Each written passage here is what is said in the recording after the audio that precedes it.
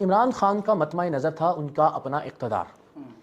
وہ ایک آدمی جو پہلے دن سے اس گول اور اس مقصد کے ساتھ چلا تھا کہ میں وزیر اعظم بنوں گا, میں بنوں گا تو یہ کروں گا, میں بنوں گا تو یہ کروں گا, پہلے دن سے اپنی پارٹی کا چیئرمین اور پہلے دن سے اپنی پارٹی کا وزیر اعظم کا امیدوار, بغیر کسی جمہوری طریقے کے, بغیر کسی انٹرنل الیکشن کے.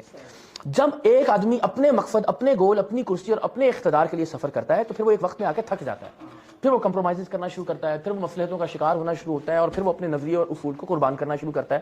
اور اس معاملے میں بھی ایسا ہی ہوا. میں تو یہاں کہہ رہا ہوں کہ بھائی میرا ایک حد تک شعوری اور فکری سفر ہے.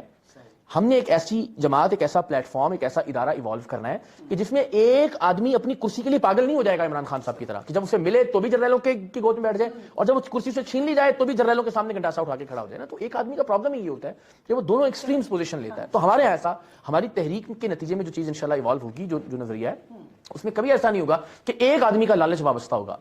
اجتماعی فیصلے ہوں گے, اور اس میں کبھی بھی کوئی ایک آدمی کی کرسی کے لیے اپنا اصول یا نظریہ قربان نہیں کرے گا, جیسا کہ باقی جماعتوں کے اندر ہوتا رہا.